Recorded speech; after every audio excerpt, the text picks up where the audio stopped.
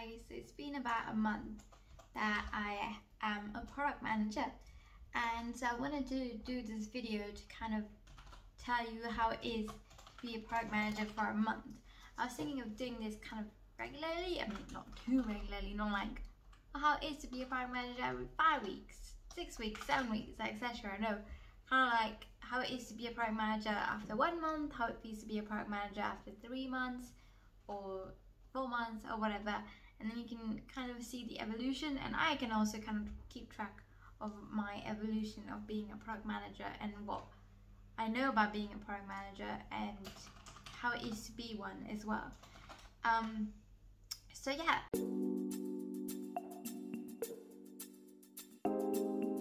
Right now it's been just about 1 month that I started to actually be a product manager. To be quite accurate, I started being a product manager on the 14th of September, and today is the 15th of October. So as you can see, yeah, I have been one for a month. When I say I have been one, to be quite honest, I have been one, but in a more broader sense, as in, of course, I have not had all the responsibilities a product manager should be having from day one, and I still don't have all the responsibilities because I'm still learning step by step, slowly, and so I just thought that would give you a kind of a taster of how it is to be one, or to get there to be one, from like 1 month's perspective. There is of course the goods, the bads and the uglies of my whole month, but I have to say that there have been a lot more positives than downfalls, and that if I had to summarize all my downfalls, then I could probably count them on one finger. And also the downfalls are not related to any of my experience, but just in general what I feel can be improved in the way a team is organized. And in that sense, that would change from one team to another, and that would change also in the way you are being a product manager to another. Like for example, when I improve on my product management skills, then those downfalls won't be seen as downfalls. They're just downfalls for me because I find it hard sometimes to do something, but that's because I'm not fully trained yet and not really capable of doing everything yet. So yeah, I think it's just kind of a learning curve kind of thing. And the uglies, I think, is just, again, a lot of it which can be improved by myself because I need to learn how to do things, or because someone else doesn't understand the responsibilities that you have and the other responsibilities that you have. But I will be covering all that in a couple of seconds. Hey guys, sorry for not continuing the video last week. So today is Monday, 19th of October, and I am going to continue talking to you about the good, the bads and the uglies of being a product manager for 1 month. So yeah, I wanted to post this video last week, but unfortunately I just took some rest on the weekend because I was just really tired, and I thought that, you know, videoing on the weekend didn't feel right to me, because it was, to me, my weekend is my weekend unless I do something, and then of course I'll video. But something like this, which is kind of about work, I wanted to video on the week, so that it kind of makes it more, you know, kind of a weekday kind of thing. I wanted to start with the bads because I really believe in improving myself, and if I start with the goods and go into the bads, I will feel in a more negative way. I again want to reinforce the fact that this is my opinion and my opinion only, and this is more about me learning into being a product manager than anything about my actual work. The bads is one of my own thing is that I don't feel completely confident. My team is trying wholeheartedly to make me feel I'm confident, and they always tell me when I do something well, which is like for the past month they have told me that many times. Even for the smallest things they tell me, hey, you're doing this really well. But by myself, I just don't feel confident enough to do a PM role. I guess with the time and with more time, I will keep improving and I will feel more confident. And also once I've delivered something, I guess, which I have technically in small pieces, but if I once I deliver something big, and if it goes well, of course, I guess I'll feel more confident about it. One of the bad things is dependencies. So you basically, as a PM, depend on a lot of people for a lot of answers, which is not always a bad thing, especially because I have my team who really supports me and who are always happy to reply to my questions, are always happy to explain things to me. But I feel like sometimes I am asking too much and that I'm not doing by myself. But then I realized that the job really involves talking to a lot of people, talking to the people in my team, but also talking to people in other teams, because as a PM, you're really the center. You are the person who's communicating with someone outside the team and someone inside the team about something outside. So you are kind of like that middleman who has to deal with things with the team and things outside the team. And people only know you as the contact point because they won't be talking to every single engineer. Yeah, but something kind of related to that is that I do feel supported by my team, but sometimes I feel like they're my own enemies, because if I have to give them some news from outside, and it's bad news, then I kind of feel like, why would I want to do this to my own team? Why would I want to do this to my own friends? And so sometimes you have to see them in that sort of light where you don't want to be enemies with anyone, but sometimes you just have to play that game to deliver some bad news. And one other thing which is really not work related, which is lunchtime, cooking during lunchtime. There's not much time there to cook during lunchtime. I have about a 15-minute break for lunch, and there's not much time to cook. So you basically have to cook in your evenings, or basically the evening before, or do a quick takeaway from outside, or a meal deal from a Tesco. So yeah, that's kind of bad, which is kind of interesting, which is the I guess if we were not virtual, we were not online, then we'd have a canteen we could go to. But the positive is that I'm saving quite a bit of money because I'm just cooking at home. So I guess through that good, I will slide into the good parts of being a PM for a month. Some of the good things is after work time is my time compared to uni, where even if I took like half an hour for myself, I would keep feeling like I should be doing work. I should be working my coursework or something. But here, when it's after work time, I don't feel that way, and I know that my team knows if anything urgent happens, they can just call me. So along the same lines, on the weekends as well, my weekends are for me, unlike at university where my weekends were not for me at all. Basically the weekdays and weekends were all mushed, and there was just no free time. So I think that's a very good positive.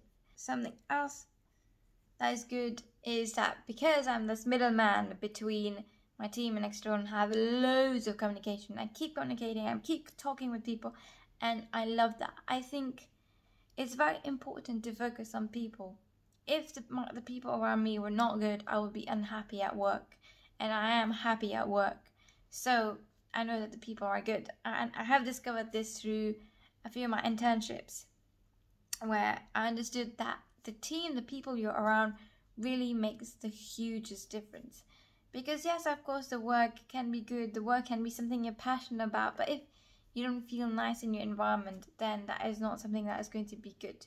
So that's something good about my work, but I guess it's more about, being at Tesco and being in my respective team that's made that good rather than the actual PM job. Even though I guess I'm really enjoying my PM job, so that is a plus as well. As a PM, something that I found really amazing is that I'm involved in every single part of the team. that is in fact because as a PM, I'm responsible of how the project goes. So of course I need to know about every part of it, but I'm really enjoying it because every story, every subtask, every task, I'm a somewhat part, maybe big, maybe small. Especially right now, this is a small part because my senior product manager, he's the senior, so he takes over most of it. But at least I know some of the context of everything, and that really makes me happy. Something that, as when I was software engineer, yeah, I had kind of a global picture, kind of knew a bit about what everybody was working on, especially when you are reviewing other people's codes.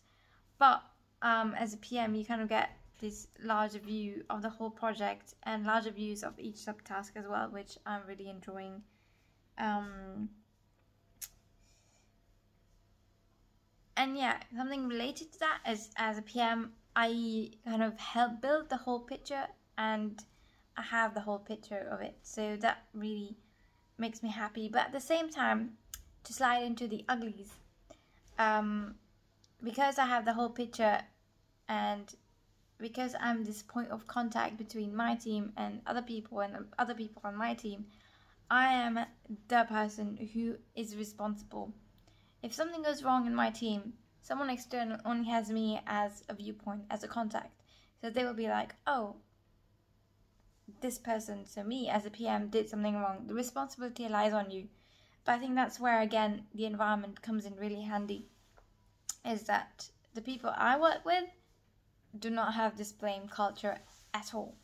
And I'm really happy about that, because that gives me the opportunity to be more confident, take responsibility, but then not feel afraid, not feel like if something goes wrong, it's going to be on me. So I can really learn, and I can also take my time, because I know that even if I take too much time, I won't have the blame. And if I tell people that I learned from it, then it will actually be something positive. Something also, as I said, at uni, I had no time. So my time transfer from uni to work has been hard, because you have to respect the timings, right? You have to wake up when you have to wake up. You have to do the piece of work, or deliver that piece of work, kind of like it was a deadline. And I think it's quite hard in the sense that at uni, I was able to make my own routine. But here, most of the routine is my work routine, and then in the evening or in the weekend, it's my routine. So I guess that's one of the part where it's ugly. And yeah, something quite neutral that I thought about was the working remotely. I think it's quite remote. I think working remotely is quite neutral to me personally. I know a lot of people love it, some people hate it, some people are like, yeah, I like it, but sometimes I want to go to work, that sort of thing. But I feel quite neutral. I'm quite happy to work with her at home, but I do understand that I'm not alone when I work at home. I have my aunt who's also working, and we can just take a break, chat, and that's fine. And also in my team, people are really happy to say like, oh, we can chat for like 5 minutes, and that's really nice. One of the points which kind of relates to the lunch, as I mentioned, as we're working at home, I don't get a canteen, but I'm saving a lot of money. So yeah, I think one of the negatives is that I'm not comfortable, but I'm looking into getting a new chair, which will make things a lot better. But I do like that, I don't have the time, the commuting time to me. I always thought, so before COVID, I also thought that, commuting to me should be part of your work hours. You should be paid for it, or your commute should be paid for, because if work was not there, then, and I mean, yeah, I would not be commuting. I would not be technically taking that time to go from my home to work. And I think that is important to realize, that the commute is to me part of the work, and I'm quite happy to not have it, because that means that I can include that time into my personal private time and don't have to include it into my work time, and can really have that difference. But something that helps me do that is I always take a shower to kind of change context. I feel like my shower really helps me, like just having a quick shower before work, after work, really helps me to change that context and to be like changing my clothes and changing the way I look, to really match between going from home, work, home. So yeah, I think that's been really good, and that has helped me quite a lot to just not feel like my work is taking up the whole day. Something that I just remembered as well, something that's bad in a way, or maybe ugly in the terms of remote working, is that whenever you want to take a 5-minute break, and if in that 5 minutes someone messages you, they might feel like you're not there, but everybody knows the reality of it. So in my team, of course, everybody is like very understanding. And if you want to take a 5-minute break, you take that 5-minute break, and you don't reply in 5 minutes, you don't reply in 1 hour, that's fine, that's up to you. You just need to understand when urgencies are there or not. I guess through this video you kind of realize that my good, bad, and uglies are more about my personal opinion and kind of how I work than actually being a PM, because after a month I don't know too much about being a PM. Only things I can say is that I'm really enjoying my work, and I really enjoy communicating with people, building up the problems and actually putting the problems into words. I think that's something that I'm really enjoying doing, and seeing and understanding how long it takes for engineers to work on it. And sometimes also what I find really good, especially with my computer science background, is that I'm not losing my technicalities, because I can just talk to an engineer on my team, ask them what they're doing, and also just go on the repositories and look at the code and feel kind of refreshed if I want to be. So that's been really good as well. So yeah, to summarize kind of what I think a PM does after 1 month, is that you are the person who is there to support your team. And yes, the product's important, and yes, you're kind of responsible for the product and is kind of a speak person for the product, but you're also there to support your team building this product, and you are the person people will contact if they need something from your team, and you are the person who will contact someone else if your team needs someone else, and you are kind of the one person who will understand the whole part of every single thing, so you can piece every single part together. Thank you very much for watching, and do comment below about what you want to watch, or if there's anything that you disagree with me or agree with me, and subscribe if you want. And yes, I'll see you very, very soon. Bye.